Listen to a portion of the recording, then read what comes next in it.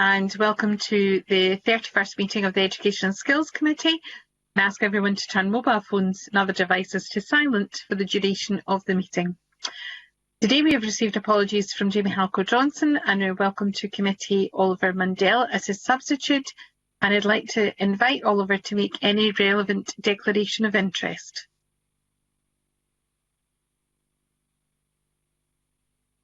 Thank you, Convener. I've got no interest to declare. Thank you very much, Mr Mundell. And we have also received apologies today from Daniel Johnson. Agenda item 2 is to decide whether to take agenda items 5 and 6 in private. Does anyone object to that from the committee? Well, thank you very much, colleagues. Agenda item 3 is a consideration of a negative instrument SSI 2020/376, the Police Act 1997 and Protection of Vulnerable Groups Scotland Act 2007, Fees Coronavirus Amendment Regulations 2020. Details of the instrument are in our papers. Do any members have a comment on this instrument? Yeah, I think we're content to move on. Thank you, colleagues. Agenda item 4 is a agenda item on funded childcare, and the evidence session is we're joined to the committee this morning by Marie Todd MSP, Minister for Children and Young People, Alison Cumming, Interim Director of Early Learning and Childcare, and Simon Mayer, Head of Delivery Assurance, Scottish Government. Early this morning we had a focus group with childcare providers, and I'd like to place on record our thanks to those who attended to help with the evidence session. I'd also like to thank all parents and carers who took part in our online engagement on funded childcare, and their contributions are included in the papers for today's meeting. I'd like now to invite Marie Todd MSP, the Minister, to make a brief opening statement. Thank you, Convener. We want Scotland to be the best place in the world to grow up, and we know that high quality early learning and childcare has the power to do that and to transform lives.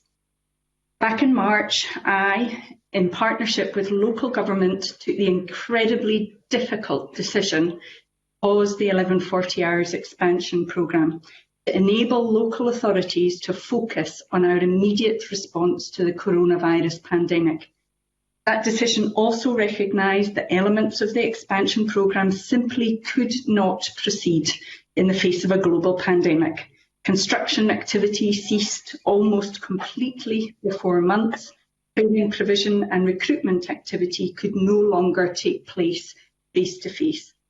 Nevertheless, throughout the COVID-19 pandemic, local authorities and ELC providers have continued to work extremely hard to progress the expansion and to ensure that as many families as possible can benefit from increased hours of funded ELC ahead of the statutory implementation date.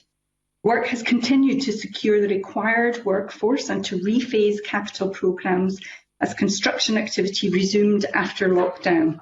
As a result, 14 councils are already delivering the expanded 1140 Hours offer in full, with all other councils offering more than the statutory entitlement of 600 hours to some or all families.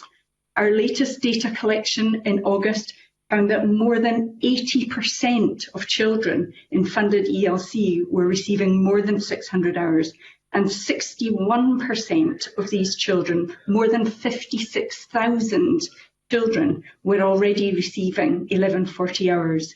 Even more children will now be benefiting from expanded hours.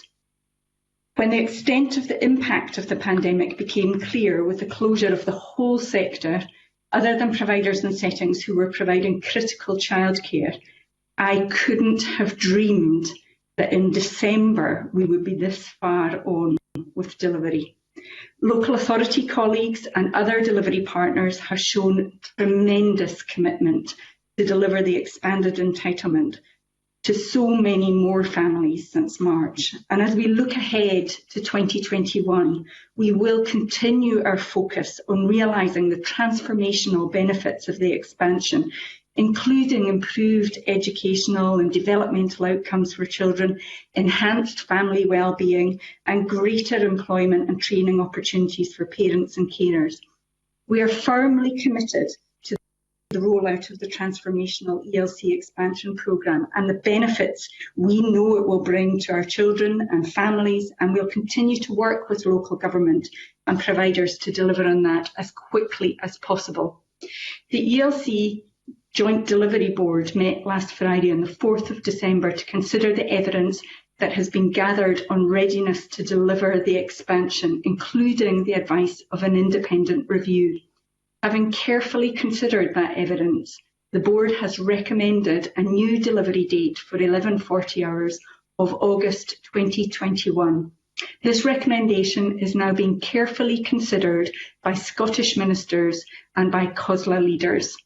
Once a final decision has been taken, which I expect will be in the coming days, I'll confirm the new planned implementation date to Parliament. It's my intention to bring forward the associated legislation before the end of this Parliament. I'm happy to respond to any specific questions the committee has. Thank you very much, Minister. I'm going to move to questions from colleagues. Can I remind them to please put an R in the chat function if they have a question, and I'm going to invite Mr. Gray to open in the questions. Thank you very much, Convener. On previous occasions, Minister, when you've met with the committee, we've discussed one group of pupils who won't be able to benefit from 1140 hours of funded ELC, those who defer primary one entry. Now, some time ago, you agreed that you would bring forward legislation to change that position and give them the same entitlement as every other young people.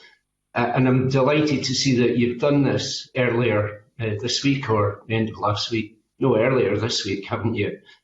What's disappointing about it, of course, is that the implementation date is pretty distant in the future, 2023. So I wonder if you could explain why it is going to take so long for this welcome measure to come in. Minister? Thank you. And thank you, Ian, for this question, Mr. Gray, for this question. I recognise your commitment to this subject and pursuing it on behalf of the group of children that it affects. I also have to pay credit to the Give Them Time campaign, who have worked so constructively with opposition colleagues, cross-party colleagues, and with myself.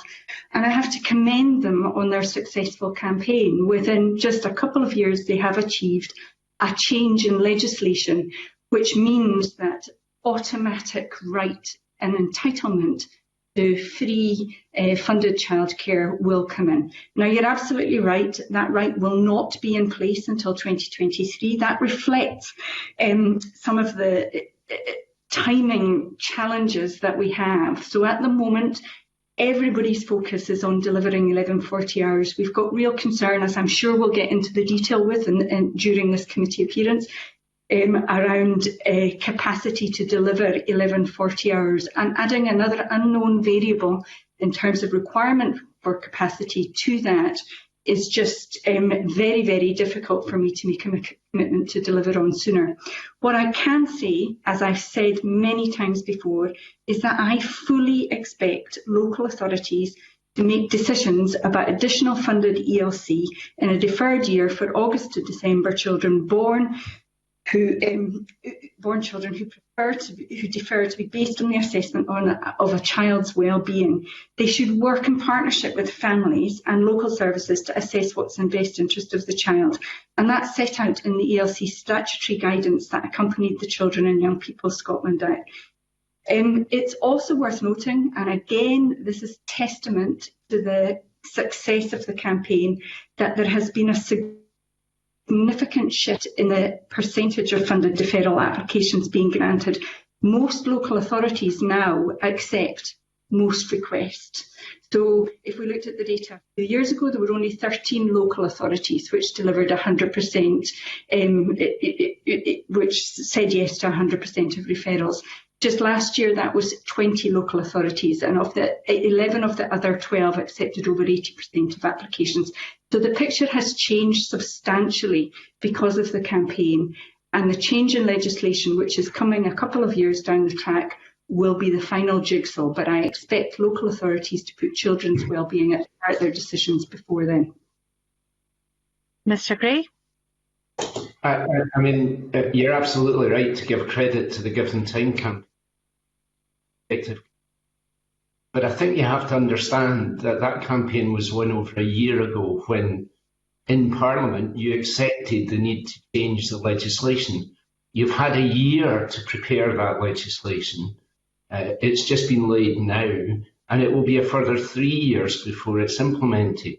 And given what you've just said, that now the majority of local authorities do approve the majority of discretionary applications, and if we consider the fact that you've already said to us that you expect to be able to, in spite of COVID, deliver the much bigger commitment to extend to 1140 hours by August next year, compared to that, this change is relatively marginal. Why on earth can we not have that delivered for next year so that those pupils deferring next year, the families can be sure that they'll get the benefit of early years funded hours?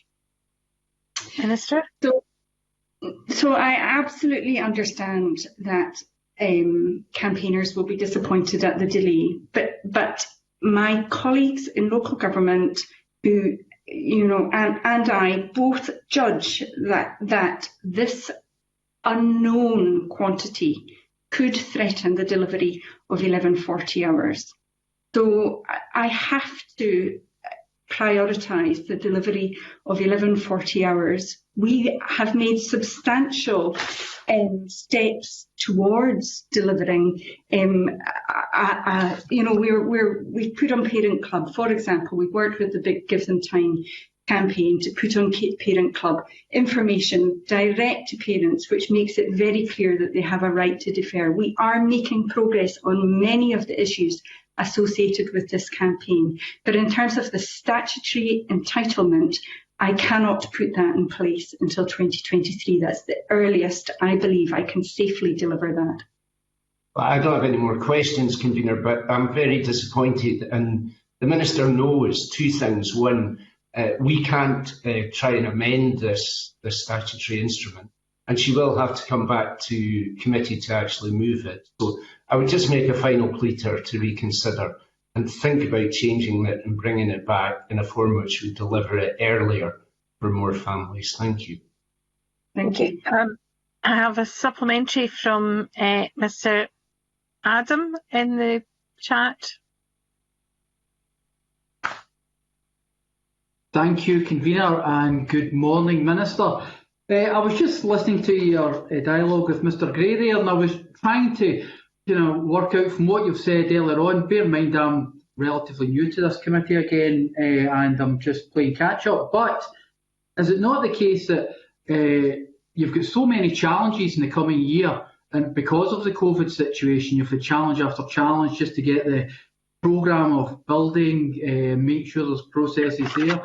Because all these challenges during that period, and now that you're talking about potentially 1140 by August 2021, which is a good thing and something that we should all probably be congratulate you on, but is it not the case that, you're not wanting to disappoint people? You're trying to make sure that when you do make a decision and you do you're going to deliver for people, you're actually going to do it. Is that not what you're trying to say to us all here at the moment, Minister? Yes, you're quite right, Mr. Adam. We are absolutely committed. At the moment we're in a very difficult period. I heard Mr. Gray say, why have you not done this sooner? And you just have to look back over the course of the last year to understand what some of the things that might just have impacted on the progress of this legislation. What I have to do, I know that some stakeholders will be disappointed, and I met with Give Them Time last week, and I know that they'll be disappointed with this decision. But they have to take heart and credit for the progress that has been made, and the final jigsaw will fall into place in 2020. But we have made substantial progress between when our campaign started, and we will continue to make progress, and that will just be the final piece in the jigsaw. And as I said, as you say quite rightly, there are so many other variables at the moment. I feel this is the earliest I can safely be sure of delivering this commitment, and I want to absolutely deliver it. No, thank you, Minister, for that, because I think when you highlight the fact that the difficult year we've currently had, and who knows what next year is going to bring in as well, so it's we know the uncertainty is out there. I appreciate your answer there, but no more questions, Convener, at the moment.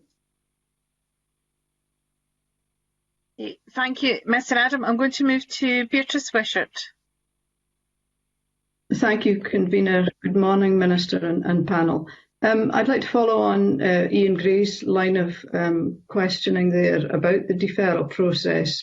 I mean, it would appear that since that it would be 3 cohorts in effect that will miss out since it was agreed that that this would go ahead. In terms, and I've noticed, I mean, I note that you said that you want to make this the best place in Scotland, for children to grow up. I absolutely agree with that too. But in terms of the UNCRC, I mean, this is the year that the government's hoping to incorporate the UN Convention on the Rights of the Child. And the point of that incorporation is to put the rights of the child at the centre of public body decision making. And we know that there's families who want to defer but are unable to do so because they can't meet the extra costs if requests for funding are turned down. And figures of around 4,500 have been suggested that this costs families.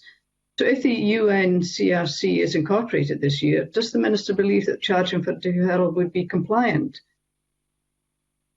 So let me be absolutely clear. At the moment, all parents have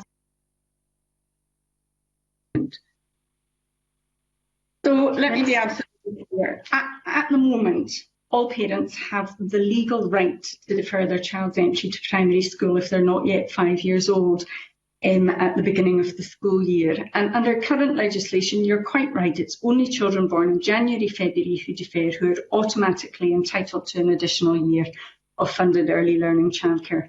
We have listened to concerns from parents and practitioners on this. We committed to bringing forward legislation during this term of Parliament.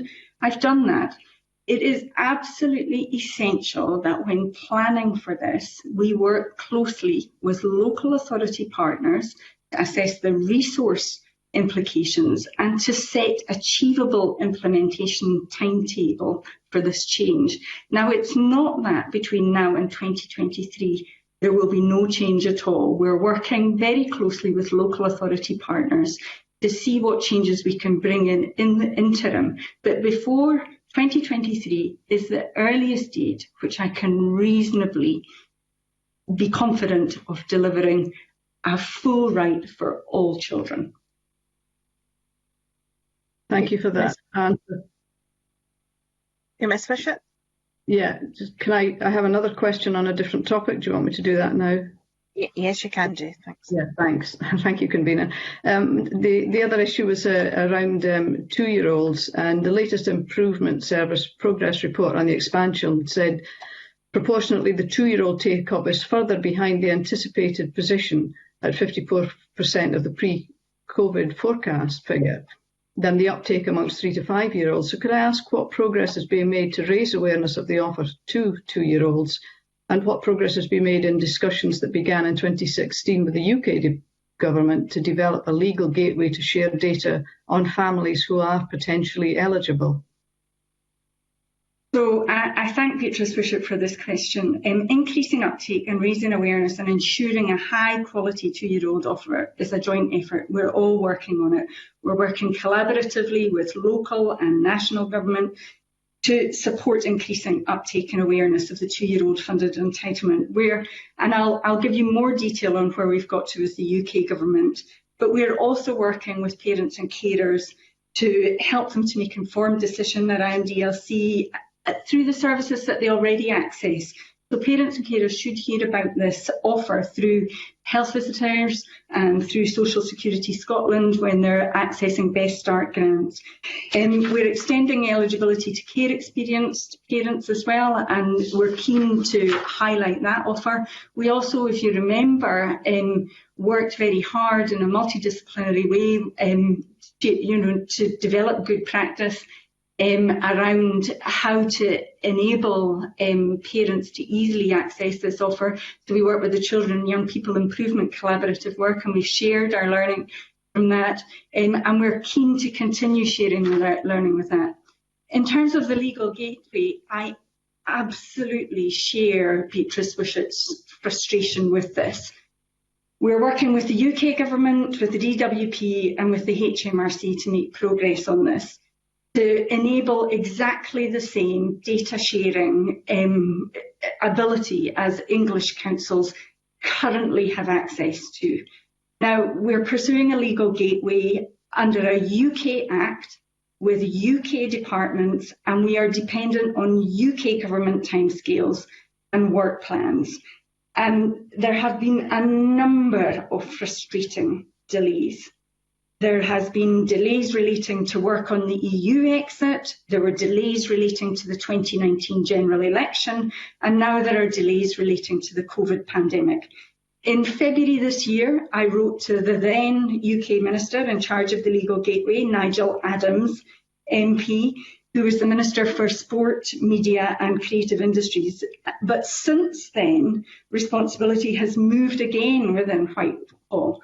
Now, what I have to make absolutely clear is my senior officials are working very closely with senior officials in the UK government, but I am happy to place on record my frustration at the slow pace of progress on this issue. Thank you, Convener. Thank you. Thank you. Can I bring in Mr. Mundell, please? Thank you, Convener. We have had an informal focus group this morning, and we heard that there has been some progress in making sure that PVI providers and local authorities work more closely together. But the suggestion really that came from that was that had been brought about by COVID. It's perhaps one of the few positives, but really the sense was that local authorities felt that they had to engage with partner providers in order to be able to deliver, and it sort of forced their hand. I just wondered what more you were doing to make sure that we have a provider-neutral approach, and that childminders and other PVI providers are given the same support as local authorities. So thank you, Oliver Mundell, for this question. As we've said many times before, partnership working is absolutely at the heart of the success of this policy. It's at the heart of Funding Follows the Child and the national standard. And the principle that local authorities and providers should work together meaningfully and in genuine partnership in delivering flexible ELC provision, while continuing to ensure that there's a high quality experience for children, that high quality experience is maintained and accessible to everyone, is firmly embedded in our approach.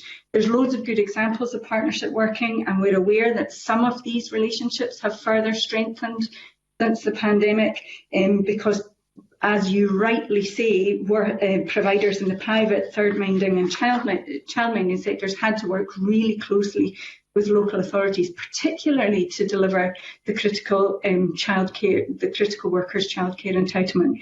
It is really important that we build on the progress and that we address some of the existing challenges. So there have been some tensions that have come to the fore as well. So to support the improved partnership working, we developed an ELC partnership forum back in October 2018 to provide meaningful partnership working right across the ELC sector, and to provide a platform for sharing best practice and to explore new ideas and perspective. We're very keen to pick up that programme of work and to deliver it virtually for the first half of 2021.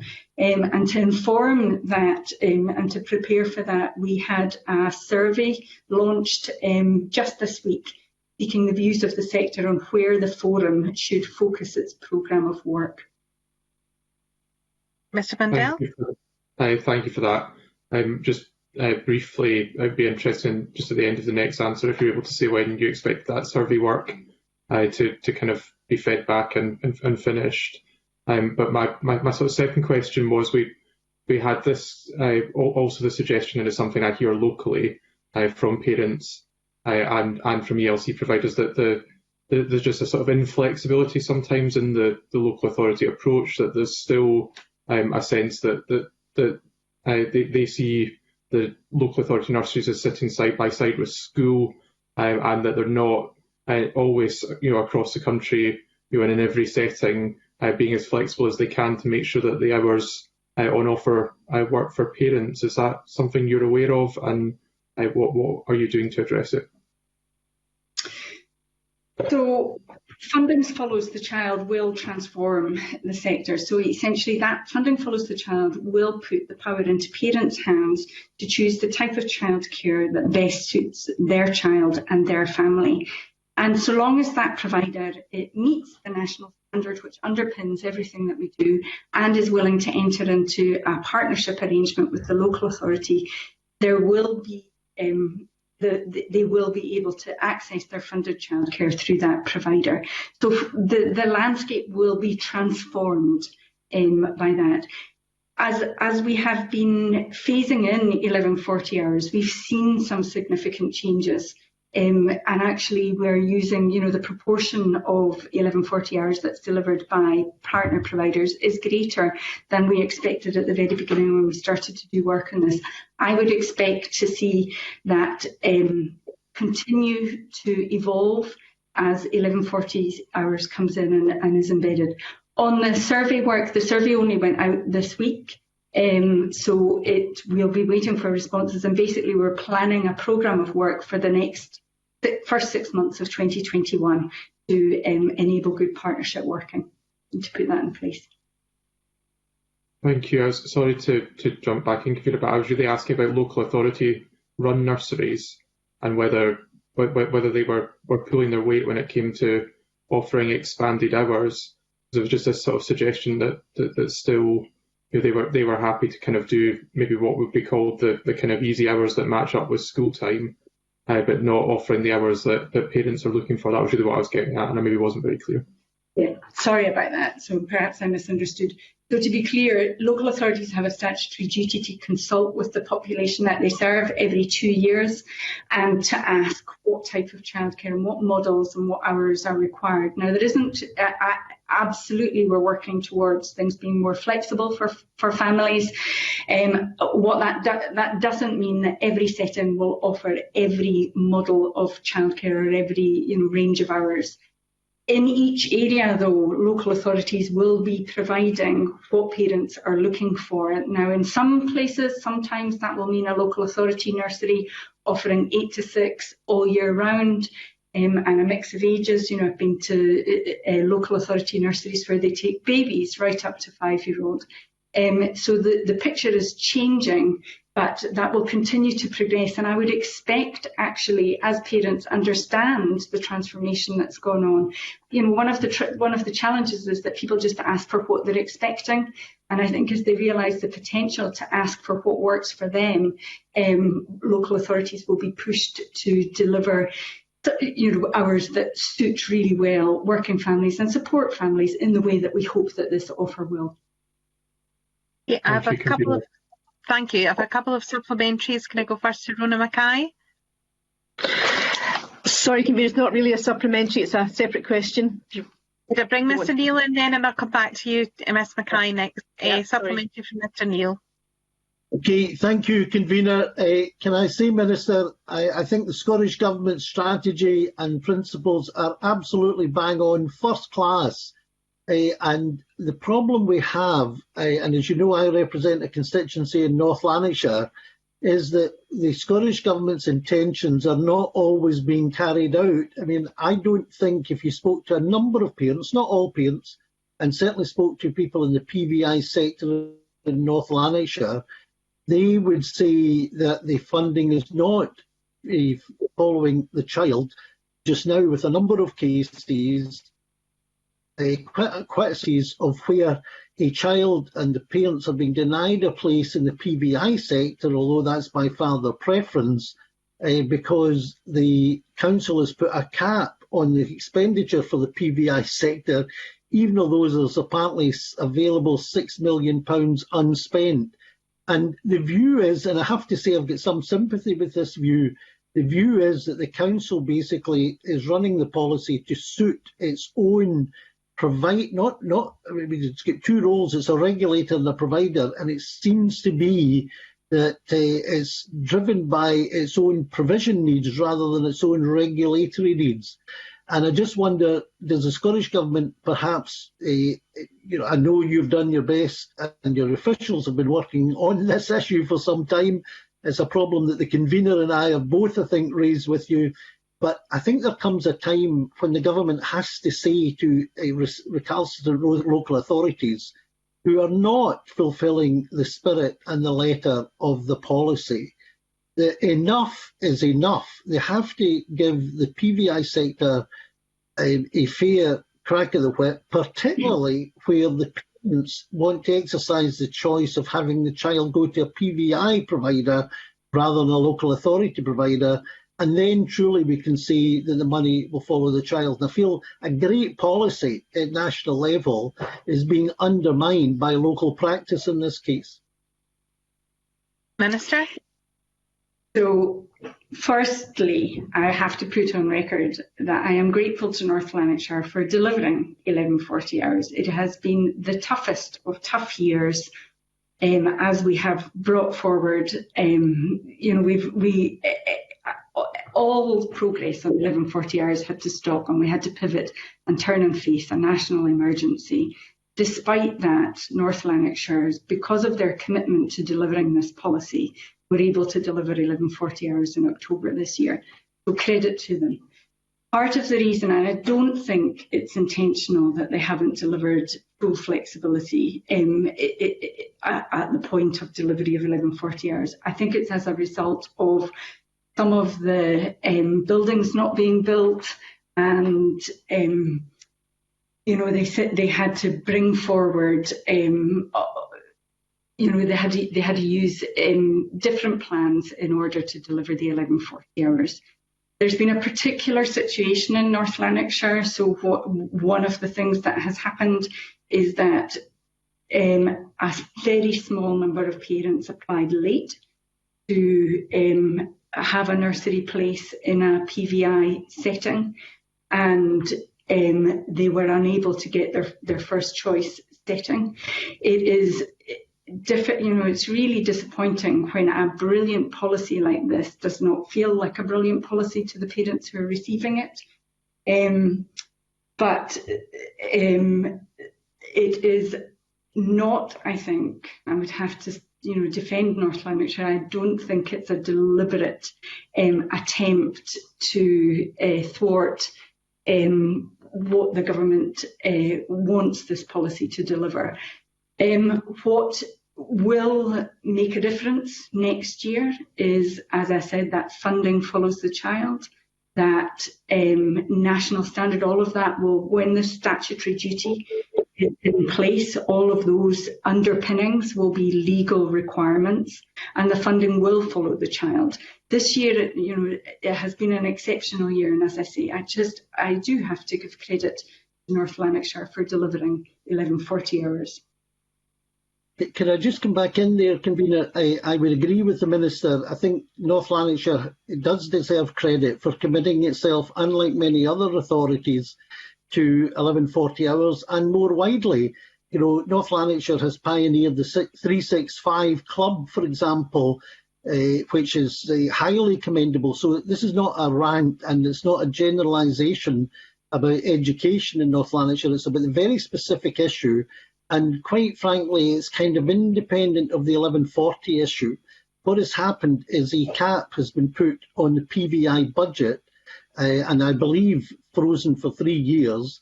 And that is resulting in some bizarre situations where a number of parents are not getting the choice, and they can have the choice because the facilities exist in the PBI sector. And I do think that it is undermining confidence both amongst those parents who are in that situation as well as PVI providers.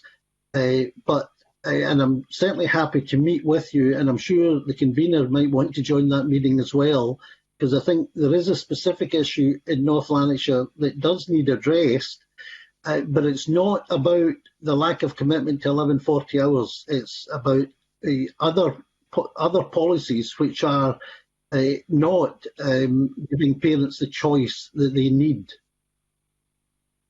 So I'm more than happy to have a meeting if that's what you would like to do. Certainly, I've had numerous contacts with North Lanarkshire Council through parents, through providers, and we work very, very closely with them. I think the challenge relates to their procurement model, which is perhaps not as flexible as some other local authorities' procurement model. I am not sure how possible it is for us to alter that at this stage, but I'm more than happy to meet with you and we can see what we can do to make progress on that issue.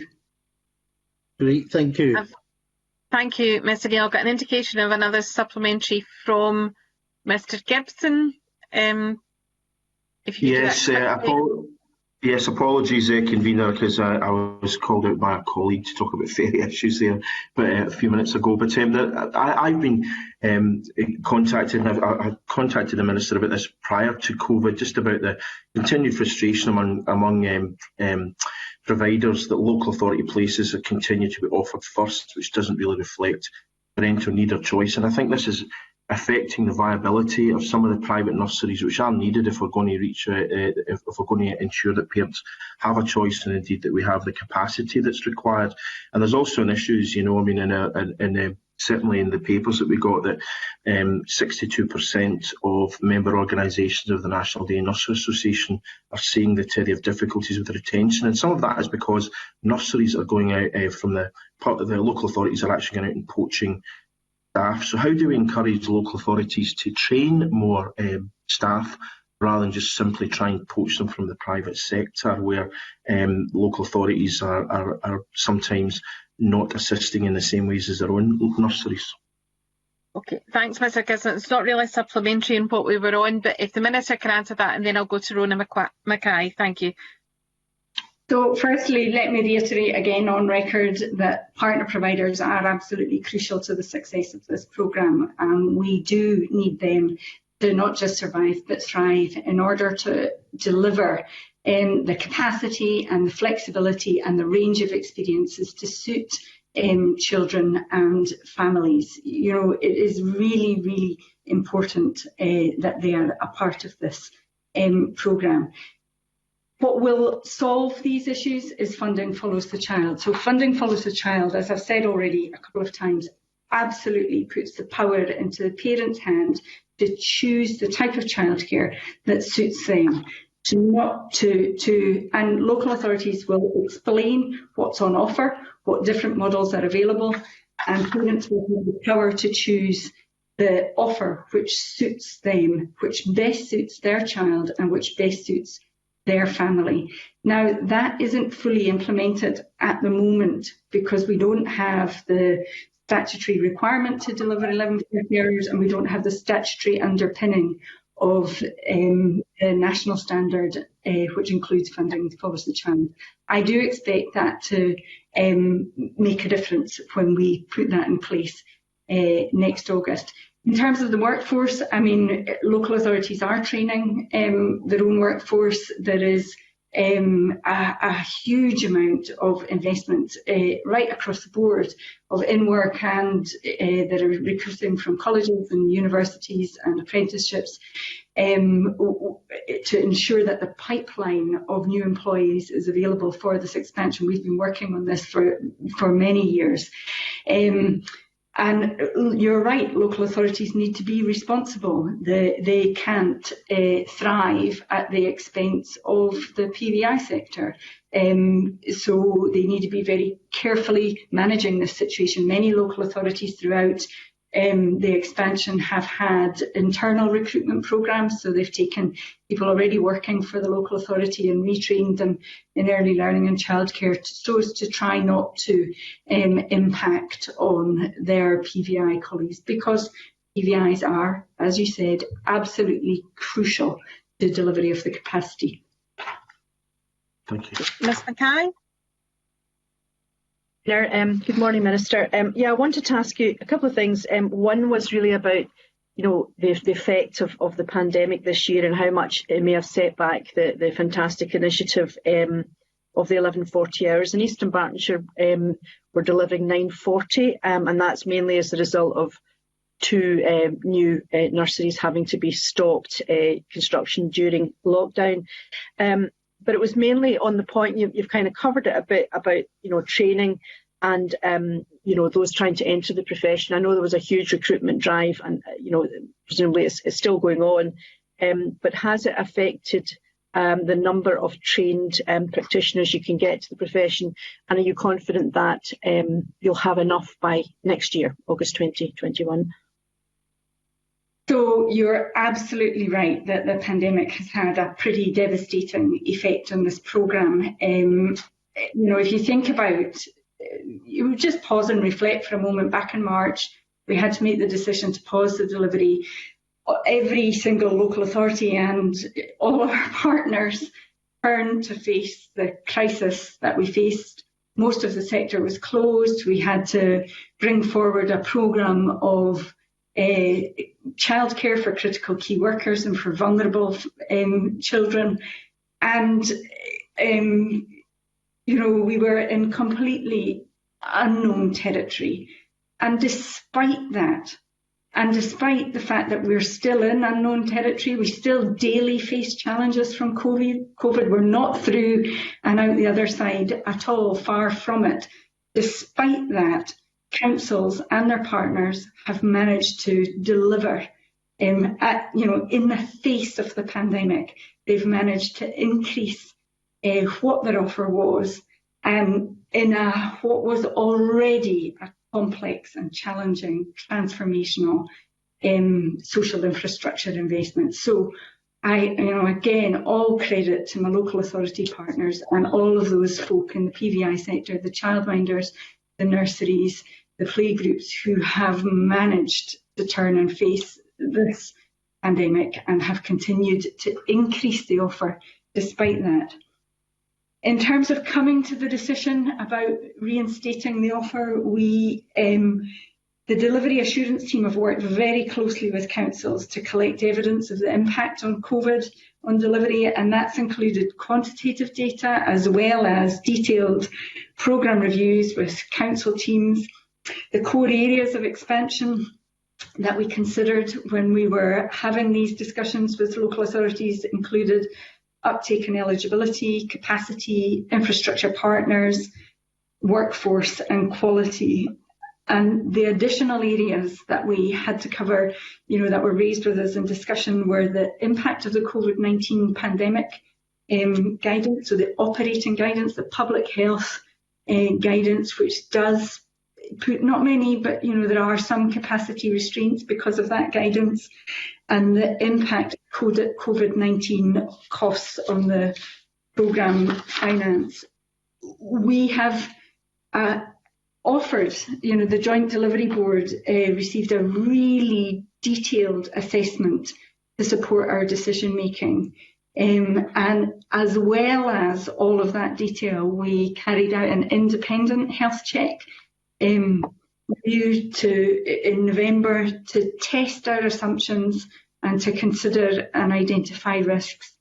And as a result of all that work, we are confident with that we can deliver to the new statutory date that I hope will be in place very soon.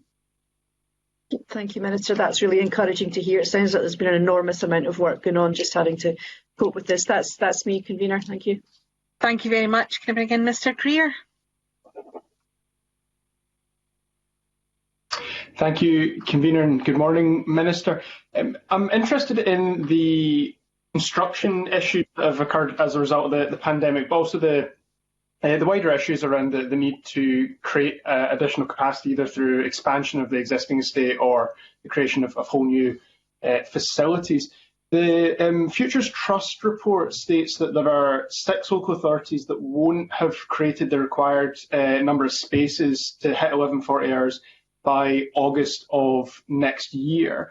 Have the government had discussions with each of those local authorities to identify exactly why this is the case? I'm quite sure that there are a range of very understandable challenges, but it would be good to know if the government yourselves know exactly what the state of play is in each of those areas.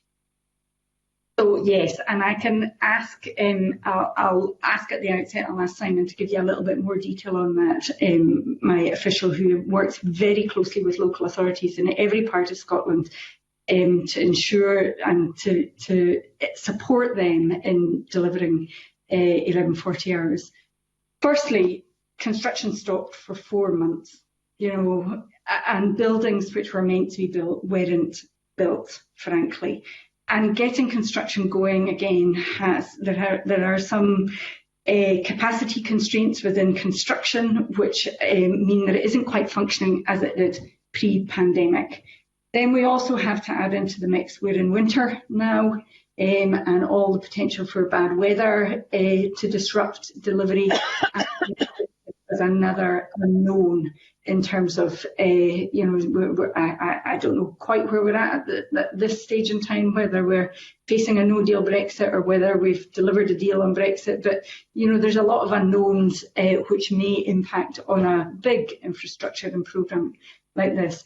What I would say is we've worked very closely with local authorities to absolutely ensure that where capacity or construction won't be delivering for the date that we're hoping to reset, that we have really robust contingency plans in place to support delivery of 1140 hours, whether the building is built or not. Now, we did a lot of that work before, so when we were approaching August 2020, there was a lot of uncertainty and the programme was quite back-ended. We were aware of some of the risks that might appear, and we had worked really hard to develop contingency plans. Actually, the profile of delivery will change because of the pandemic, and we think we'll have a smoother profile of delivery. But yes, we have robust contingency plans in place for those local authorities which have buildings which will not be built by August. I'll ask Simon to come in here and perhaps give a little bit more detail, just to assure you of all the work that's going on around the country to make sure that we are able to deliver. Thanks, Simon. Thank you, Ms Todd. I think Ms Todd's covered many of the points that I would make. The reasons for construction delay are very much related to the impact of the pandemic, particularly the 4-month shutdown of construction sites across the country. That's led to at least a 6 to 9 month delay across construction projects, depending on where they were in terms of the development cycle when the pandemic hit. And that's due to the delay in construction, remobilisation times, and then also the impact on productivity on site, which can be quite significant in terms of the safe operating environment that they have to maintain. In terms of our engagement with authorities, we work closely with all authorities across the various different components of the programme to look at how they're developing the programme and how they're developing capacity. And the Scottish Futures Trust, on our behalf, have a process of tracking every single construction project, all 900 of them that are in the programme, in terms of their delivery date and their risk. They meet regularly with the construction teams in each local authority and update this data on a quarterly basis.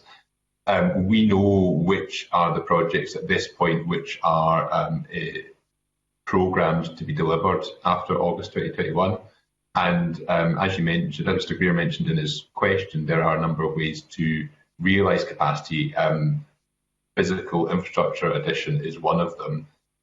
Where that physical infrastructure is not available, those projects have been identified and the local authority teams are developing or have developed transitional plans to provide capacity to deliver the 1140 entitlement in another way. And that may be for example, temporary facilities, it may be changes to business models, it may be a number of things. It's really dependent on the local circumstances and the local demand. So councils work, and we work with them to understand that local need and to understand how that transitional arrangement will be managed for the period until the construction project is delivered. So it's definitely something that we're aware of, and I think the aim for us and for local government over the next 9 months to the proposed implementation date is to ensure that those transition plans are really robust, provide really high quality experiences for children that are going into those environments. Thank you.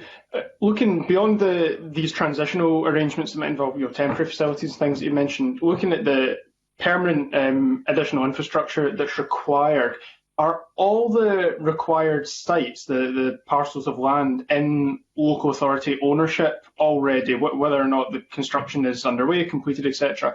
Or are there cases where appropriate land either hasn't yet been identified by the local authority, or it's been identified but not yet purchased?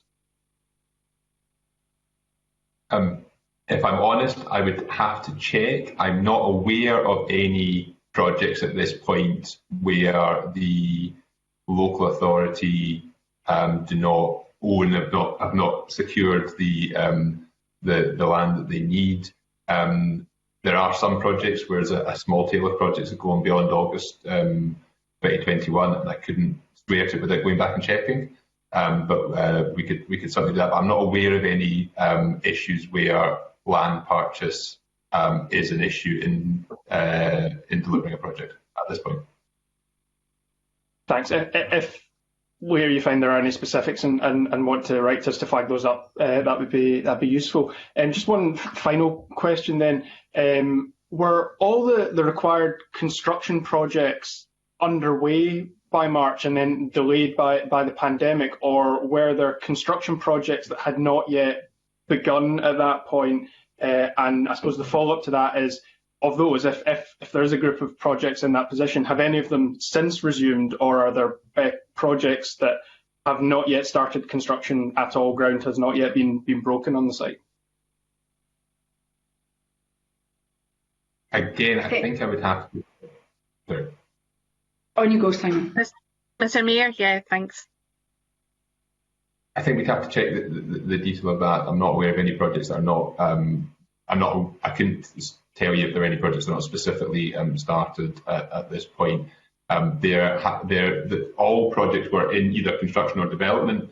Some of the projects in the pandemic had not necessarily started construction on site. Some of it was scheduled for the summer, for example, in order to fit in with school holiday periods, and that's a constraint of working around live school or ELC sites. But again, we would have to come back, I think, with specific details to answer that question fulsomely. Yeah, those were very specific questions. The follow-up in writing would be appreciated. Thanks. And I'm sure the Minister will do that, yeah. Yeah, and the reason I'm smiling and was trying to chip in was because just over the last week I was sent photographs of children in a nursery I visited with a hard hat earlier in the year. And there it was, in South Lanarkshire, in fact, opening its doors to children just last week. So very, very exciting to see. It's like seeing your dreams come true. Thank you, Minister. I think that's Mr. Greer finished, so I'm going to move to questions from Mr. Green. Thank you. Thank you, Convener. Good morning, Minister and other witnesses this morning. I think what we all agree is a good national policy from the government, but as we've discussed this morning, the perception of it amongst parents and the reality of what they face on the ground is quite different, quite varied across the country. And we've had lots of feedback, both in our online survey of parents that the committee did, which was well received, and also anecdotal evidence that the funding really isn't following the child at the moment, and that there is still room for improvement there. And I say that because there are clearly limitations as a parent in terms of where you can get funded childcare, and I want to just explore some of those with you, Minister, and get a feel for how you think we can improve on that, or how we can help local authorities better manage this. And I think the two clear issues that stood out is one is that obviously the PVI sector have a limitation on how many funded hours children they can take, because their perception is that what they get paid for those funded hours is less than the cost of providing the childcare, which is clearly an issue for them. And also that councils are very limited in terms of what they can offer, because many of them aren't open before or after schools or during school holidays, and that's clearly an issue for parents. So they then have to go back to the PVI sector and pay to top up, which can often be quite expensive even if there is availability. So I just wondered how the Minister feels that councils can address those issues so that we do offer that true flexibility that we all want to give parents. So I think councils are addressing that issue in terms of offering the full flexibility. One of the challenges this year, because of the pandemic, is the difficulty in delivering the full flexibility. And it's not that anybody has made nobody disputes the policy aim. We haven't had a change in direction. It's not that we don't want to fulfil that. It's just that the constraints that we face because of the pandemic make it very, very difficult to deliver full flexibility at the moment. So that's one thing to say. Secondly, the funding follows the child, as I've mentioned several times before. The statutory duty that will underpin the statutory duty, and the national standard is part of that, and paying a sustainable rate is also part of that. And we've spoken a number of times over the course of this expansion about how much the rate has increased in different areas, and there have been significant improvements. Historically, what the PVI sector were paid was exceptionally low. Now we have given clear instruction to local authorities on how to calculate a sustainable rate, and we have given them sufficient funding to ensure that they can pay it. So again, I think that these challenges will be improved as we continue with this. I wonder if I could bring in Alison Cummings here. She may want to say a little bit more on these issues, just to give you some more detail to ensure that you have confidence that we are very aware of the issues that you raised, but we are also very much on top of them. Thank you, Minister. Can Ms. Cummings come in? Yeah, thank you, Convener. Good morning. Just to add a couple of points around the sustainable rates guidance. We have been sort of working hard to listen to providers around how we can improve the transparency over rate setting at local level, and ensure that there's an evidence base supporting the development of those rates, and that is what the sustainable rates guidance that Scotland Excel produced, that had significant input actually from focus groups of providers along the way, seeks to secure. It sets out different methods that local authorities can, different methodologies that they can apply in order to set the sustainable rates and really promote principles of transparency, and building those as far as possible on evidence of costs that are incurred by different types of provider in the private and voluntary sector, and childminders. We have seen the local authority developments of sustainable rates bearing fruit. The last data collection we did showed that average rates for the delivery of 600 hours increased by 26% over the 2 years to August 2019, and we'll be refreshing that data collection on sustainable rates in early 2021. But I would say that it's a fundamental part of the policy and the agreement that we have with local government on funding follows the child, which COSLA leaders signed up to, also that sustainable rates are paid and that those reflect the true costs of provision for PVI providers. Thank you. Can I thank Ms Cummings for that additional answer? And I am trying to approach these questions in a constructive manner, because what we're hearing from parents is the reality of what happens when they try and expand their childcare provision. And I think what lies at the heart of it for many parents is that decision on whether or not they'll go back to work full time, or indeed back to the workplace after working from home for so long, and the limitations that what childcare is available to them under the budgets that they have will be a huge decision in that. We know that from what's happened recently. But I did want to just follow on briefly on that.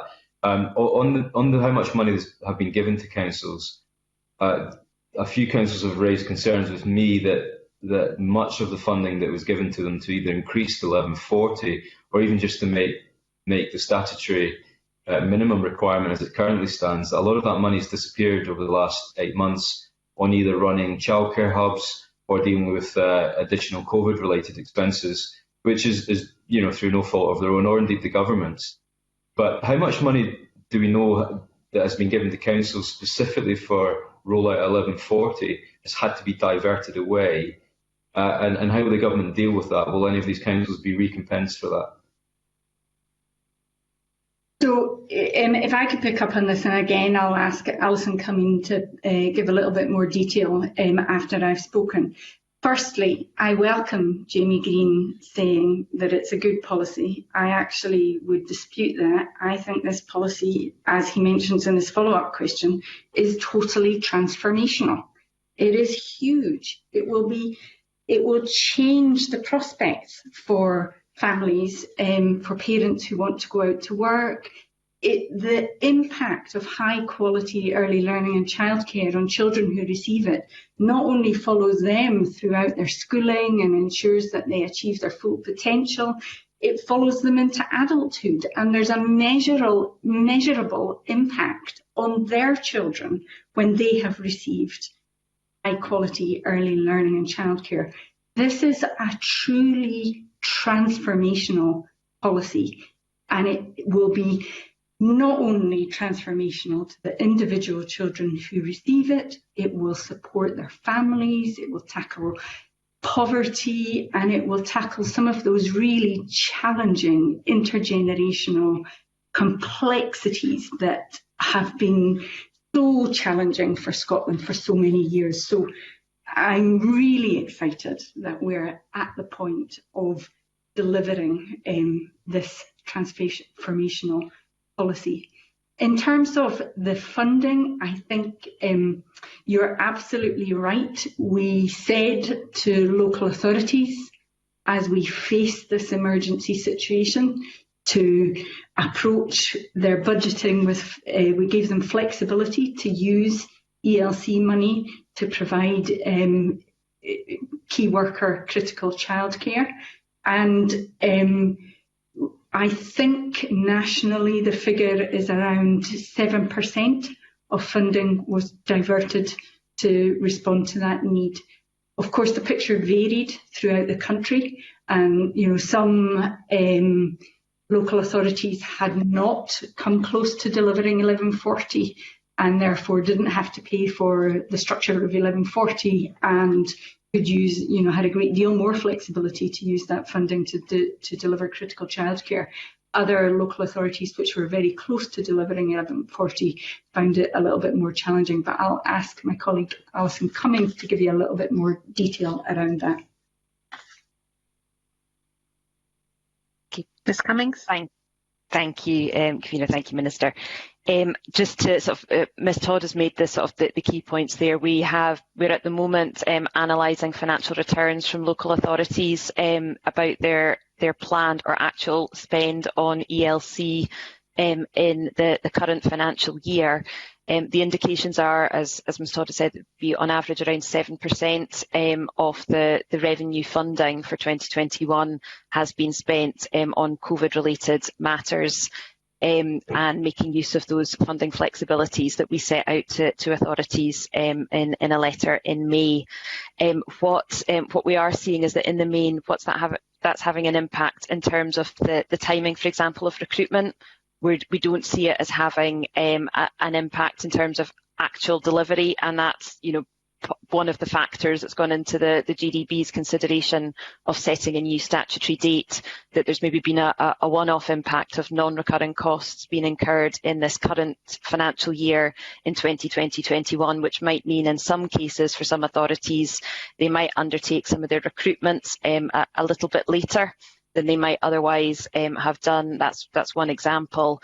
but we don't regard it, and the information that's come through from local authorities in those returns that we're analysing just now is that it will not create a barrier to implementation from August 2021, which is the date that's under consideration at the moment by Scottish ministers and by COSLA leaders. But thanks for that. Maybe if there is an update on the finances, someone could write to the committee with the detail. And I Minister, I agree with you. I think a policy can be transformational, but it's only transformational if it's delivered. And we know that according to our own survey, only 33% of respondents currently feel positive about funded childcare. That's a lot of people out there who are not happy with the policy being delivered. And if only 14 out of 32 are currently delivering the government's intended policy, then there's still a long way to go in that respect. And this is a policy that was first announced in 2014 by the current government. So I wish you well. Thank you. I'm going to take a quick supplementary, I hope, from Mr Neil, and then go to Mr Gibson.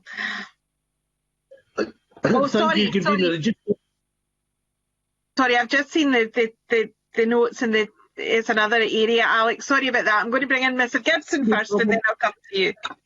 Yeah, thanks very much. Sorry, thanks very much, convener. It sounded from Mr Green that it was a half empty rather than a half full glass kind of view he has on this. But I want to talk about initially about the issue of geographic availability of staff. I mean, is the minister happy that there is a wide enough the recruitment has managed to attract people across Scotland to the same degree? Are there specific pockets of the country where there have difficulty in recruiting staff, and if so, what's being done to try and resolve that matter?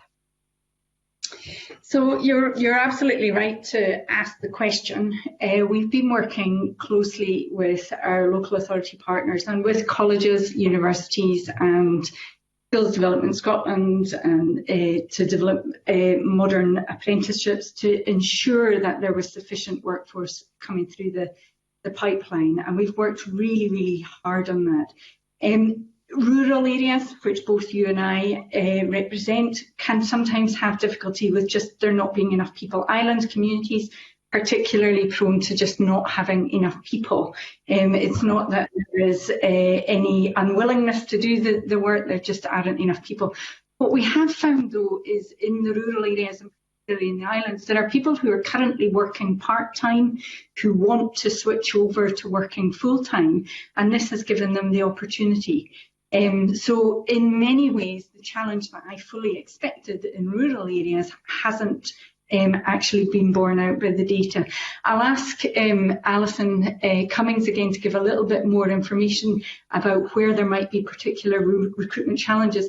Of course, I mean, with any massive, every single part of Scotland will have more jobs because of this investment.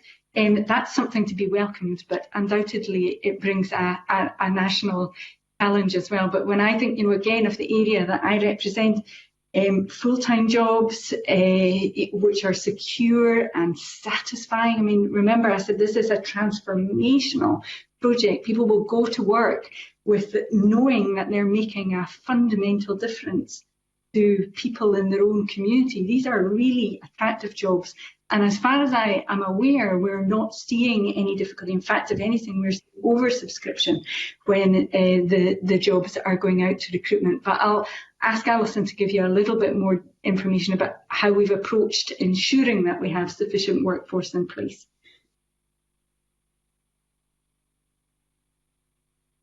Alison? Thank you, Minister. In relation to growing the workforce pipelines, say we have some quite specific challenges only thankfully in a very small number of communities, usually rural communities, in relation to ensuring that there is a sufficient pipeline where those authorities have really found that they've benefited from grow your own schemes, which has been in a lot of cases is modern apprenticeships or other vocational training routes. And what we've found throughout the programme is sort of it's not out of kilter with other sectors, is we're seeing a greater uptake in the vocational training programmes sometimes than in the college-based training programmes, and that has helped to bring a wider range of people into the sector, effectively because people are able to earn as they are conducting their training, which has been great. We've also seen in a number of local authorities really great success through pipelines of foundation apprenticeships, and people coming out of school having completed their foundation apprenticeship in early learning and childcare, then going forward into a modern apprenticeship or into college training. But as I say, then we've got the greater availability of vocational training programmes has meant that we're attracting wider age ranges and a more diverse workforce, which is great. In the modern apprenticeship programme, we've seen a significantly higher percentage of men compared to college routes into the sector. I think about 3 or 4 times as many. It's still small numbers overall, but we're also seeing greater diversity across other characteristics as well. So it's been one of the real successes of the expansion that we have managed to diversify and open up opportunities to a greater range of people, and not just targeted at school leavers, as perhaps has sometimes been the case in the sector. And we've seen Skills Development Scotland have exceeded, sort of leaving aside the pandemic period, but have exceeded their target that we agreed with them of 10% year-on-year growth in modern apprenticeships throughout the expansion programme. So that's been a real success.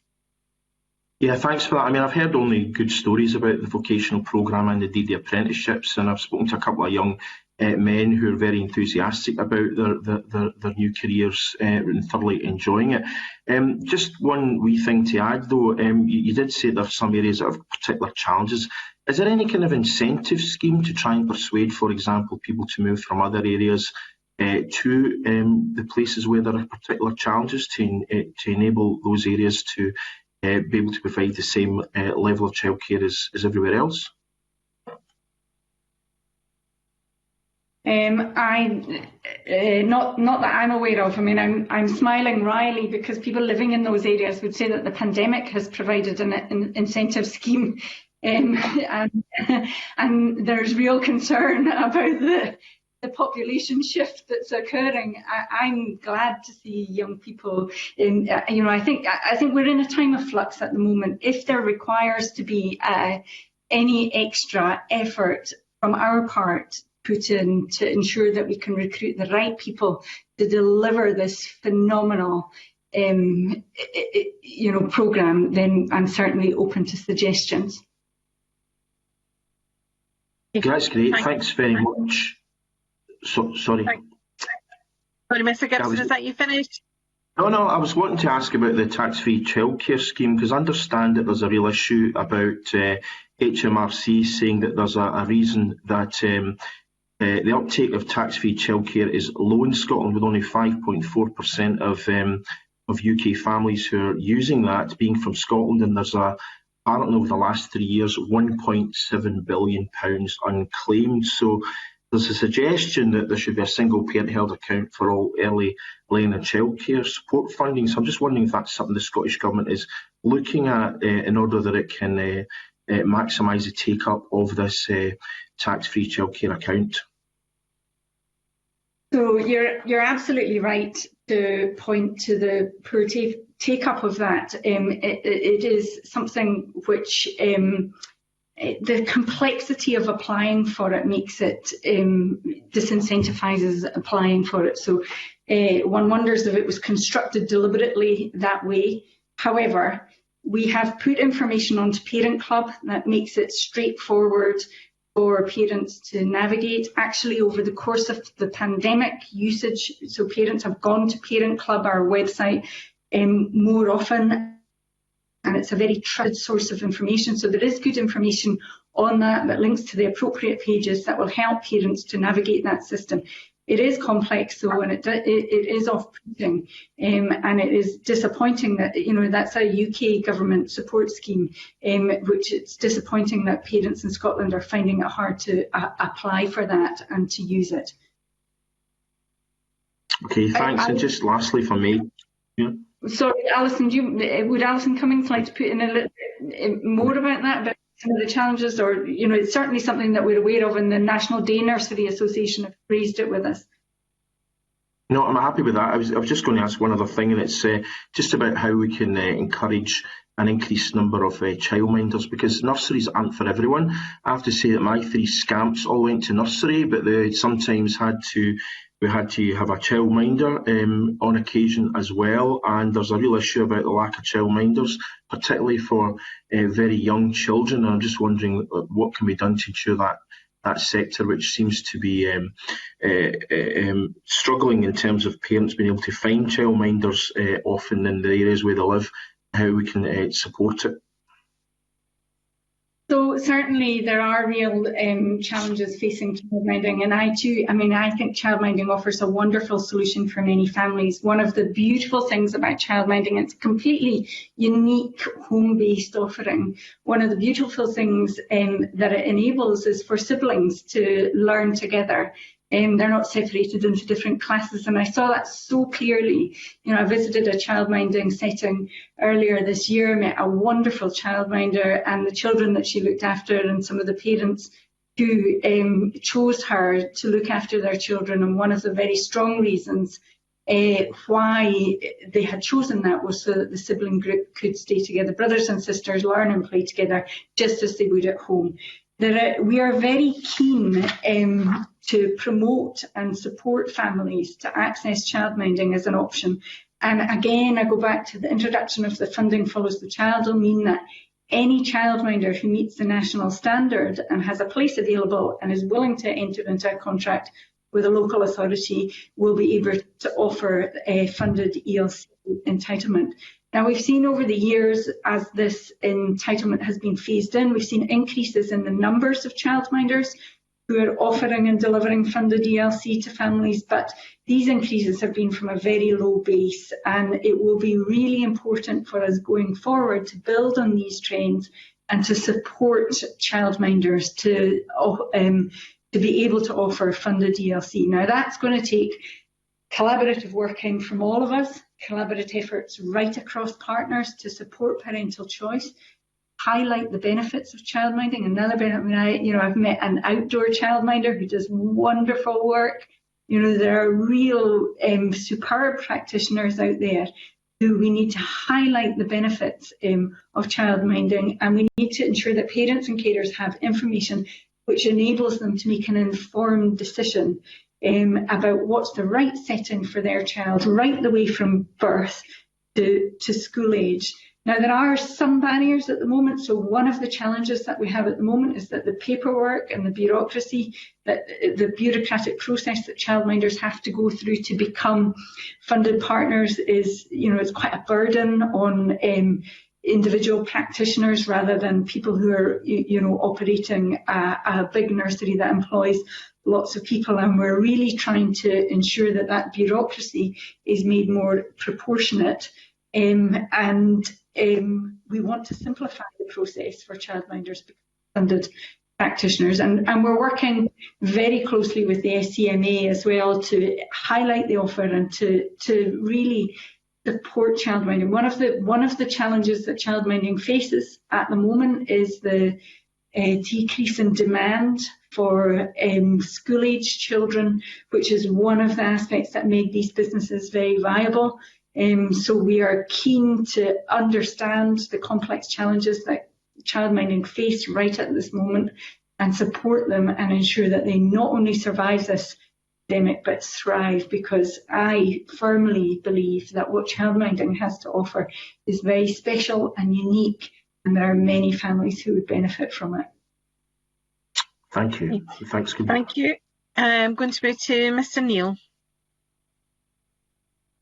It's a couple of questions on funding. First of all, on capital funding, Minister. I think I'm right in saying, as a member of the Audit Committee, the figure I remember is the capital funding added to the 1140 programme was £476 million. Can I just ask what the impact of COVID has been on that? Is there a need to look at that figure again, presumably to increase it, possibly because of delays and so on? And secondly, I know you can't give us this probably at the moment, but could you send us a copy of the allocation of that the allocation per local authority, how much has been actually spent or committed, and what the split is between the council's provision and the PVI provision, if that's possible? That would be useful information. Okay. Yes, no problem. Well, certainly I'll ask my colleague Simon Mayer to give you a little bit more detail, but on the capital, my understanding is that so many of these construction projects were already contracted for, and in many cases the work had begun, so the impact actually of costs is limited.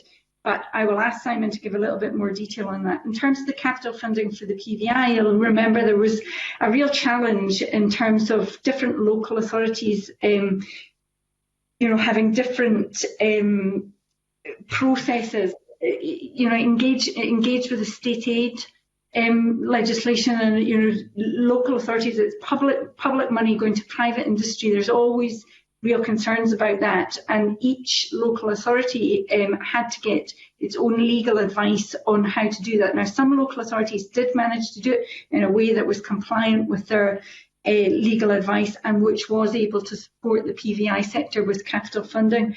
Other local authorities found that significantly more challenging, and I'll ask Simon to give you a little bit more detail, and we can certainly write to you with more detail on that aspect. Thank you, Minister. In terms of the impact of COVID on the capital cost of delivery, what we're seeing is that it's very variable. There's not a one-size-fits-all answer to what the cost of capital is. It really depends very much on where projects were when the pandemic hit in the development and construction process. And it depends a lot on the procurement route and type of contractual arrangements that councils have with contractors when they were developing the projects, and then how they're resolving those contractual issues because of the unique nature of the impact of the pandemic. So in some councils, and that's not fully played out yet, I should say as well, it's not clear in all cases what the final impact will be. In some councils, we know that the impact has been relatively limited because of the point where they were in their capital programme. In other projects, it's been potentially relatively larger. What we're doing is working through the Scottish Futures Trust closely with councils to try and get a detailed view of what the impacts are and how they impact different programmes in different areas of the country differently. And we have agreed to bring that back through the joint governance, joint financial working group for the programme to report that back into ministers and to causes so that we can understand what that impact is before there's any decisions about how that's resolved. Yeah. All I'm looking for, Simon, is that as of whatever the counting date is, against the original allocation, 476 million for the programme, per local authority, what was the what share did each local authority get, which is their allocation from the Scottish Government, how much of that's been spent so far, and how much of the allocation within the local authority is for provision in the public sector through the local authority and provision in the PVI sector. The other thing is, in relation to what Marie said about state aid rules, surely state aid rules are the same all over Scotland. So if some local authorities are managing to handle assistance to the PVI sector within state aid rules, why can't other local authorities follow their example?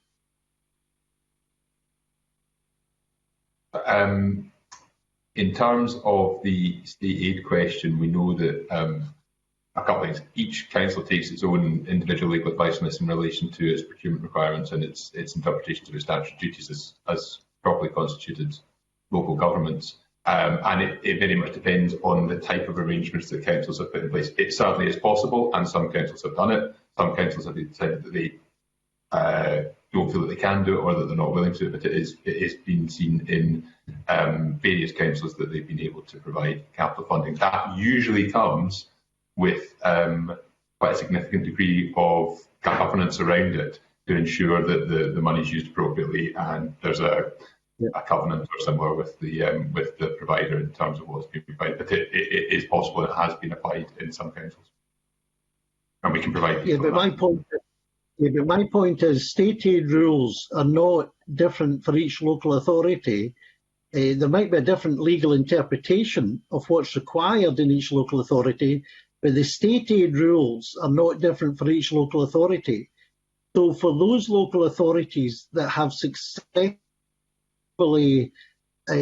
operated within the state aid rules in helping the PBI, why can't the other local authorities do the same? I mean, I would have thought just taking one set of legal advice on this at a national level would have been advisable, because clearly, you know, the state aid rules between one local authority and another don't change.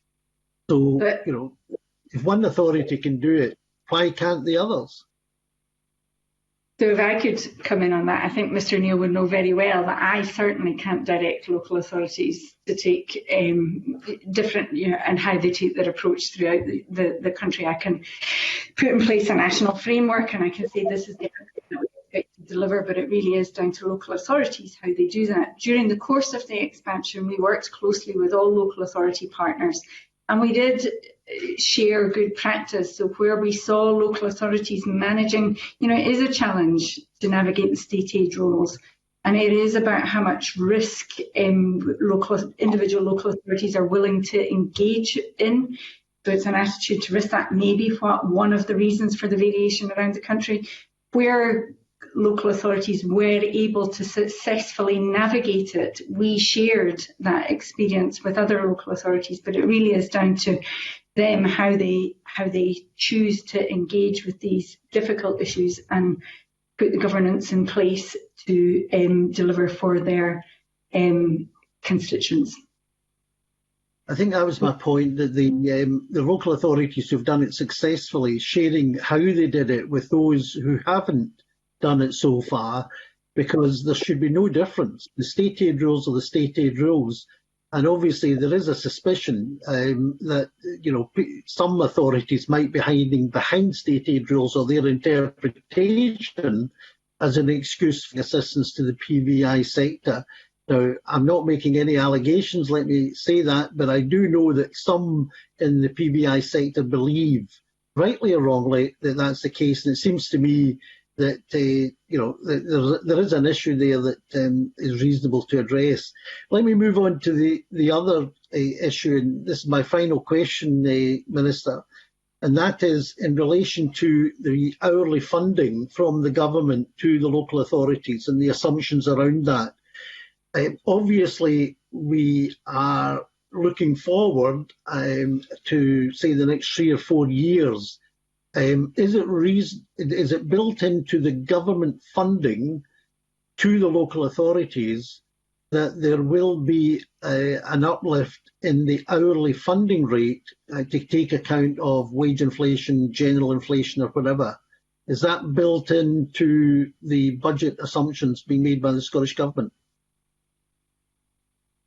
So when we made the funding agreement, the multi-year funding authority partners, and I'll ask Alison to give a little bit more detail about this, we did build in assumptions around inflation, and we built in assumptions around population predictions. So in terms of the total sum that we delivered to local authorities, those issues were certainly taken care of. I'll ask Alison to give you a little bit more detail. Alison. Thank you. As the Minister has said, we did build an inflationary assumption into the multi-year revenue agreement for the 1140 expansion. That was a 5-year agreement that runs up to and including the 2021-22 financial year. We are in discussions with COSLA at the moment around opening discussions regarding funding from the 2022-23 financial year onwards. We are also within that, there have been some questions and around whether therefore inflationary uplift should be applied to the payments that local authorities make to PVI providers, and we have confirmed on I think a couple of occasions to local authorities and to providers that that inflationary uplift is there in the settlement and should also be passed on in terms of the way that sustainable rates are set for local authorities, and that's reflected in the Scotland Excel guidance that I referenced earlier.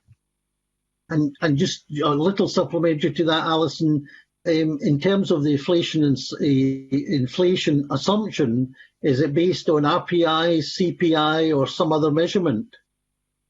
My recollection is that it was based on the GDP deflator, which is the measure that we tend to use for public funding. Great, that's great. Thank you very much indeed.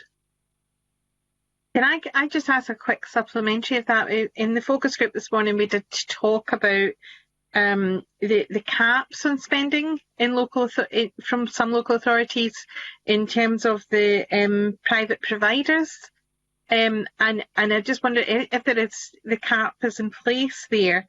How does that inflationary model work in that process, or will the cap over time deflate the value of what's been provided to PVIs?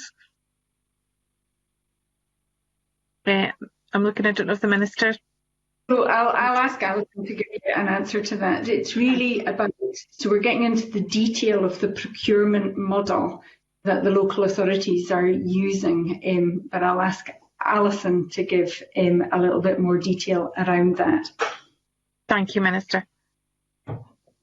Thank you, Convener. In relation to caps, in general, we would not. It would only be in relation to very specific procurement approaches that there was any sense of a cap or a budget that was available for private provision. If there has been a procurement arrangement put in place by a local authority which involves some kind of upper spending limit, then we would expect that would take account of inflation also, so that you were preserving essentially the same number of hours were being able to be procured over that period, but it is very much dependent on the individual local authority procurement approaches that have been undertaken. But the principle remains that we would expect, regardless of the procurement approach, that provision would be made for inflationary uplifts. Thank you very much. I'm going to move on to, I think it will be final question from Mr. Green. Thank you, Convener. Thanks for bringing me in just at the end of the session. I just wanted to ask the Minister about support for those parents of children with additional support needs, which is an area we haven't really had a lot of time to cover, but it is still quite an important one. We had a submission from one parent through our survey who has a child with autism spectrum disorder, and they basically just said that from day one they're yet to receive their full entitlement. The gentleman says that his wife had to leave her job to provide care due to the lack of hours on offer, only to be informed that full hours are only offered to children whose parents work, which sounds like a bit of a chicken and egg scenario. I just wondered what the government's overall approach was to ensure that as councils do roll out additional hours, there is absolutely provision for children who will require dedicated care and attention, and perhaps a lower ratio of one-to-one time with the childcare provider. So on the issue of the entitlement only being available to parents who work, that's absolutely not a feature of the Scottish scheme. As you will know, that is a feature of the scheme that's in place in England.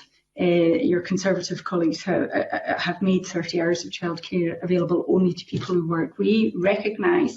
There's a question about Glasgow. It's nothing to do south of the border, so it's specifically Glasgow City Council. So I'm raising it because it's a submission from my parent.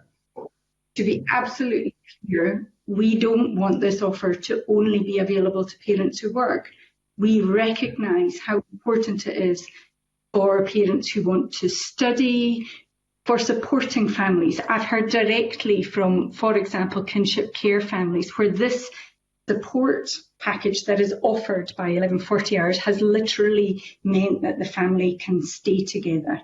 So we are not targeting this just at families who work. That must be a feature just of prioritisation by the local authority during the pandemic.